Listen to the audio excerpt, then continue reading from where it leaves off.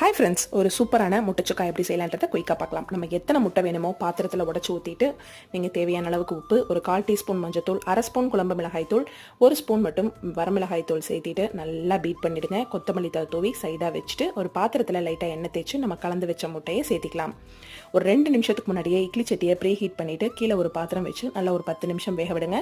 Super சாஃப்டாக முட்டை ready ஆகிடும். இப்போ குயிக்காக தாளிச்சிடலாம்.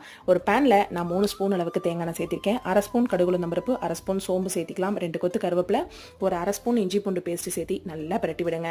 வெங்காயம், ஒரு பெரிய வெங்காயம் பொடியாக கட் பண்ணி சேர்த்திக்கோங்க. நம்ம முட்டையில் உப்பு சேர்த்திருக்கோம். வெங்காயத்துக்கு அளவாக உப்பு சேர்த்திட்டு ஒரு சின்ன தக்காளியும் சேர்த்தி நல்லா வணக்கிக்கலாம்.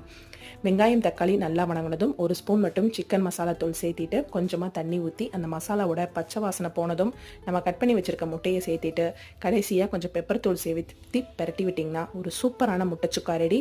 கண்டிப்பாக ட்ரை பண்ணி பாருங்கள். எப்படி இருந்துச்சுன்னு கமெண்ட் பண்ணுங்கள். பாய்.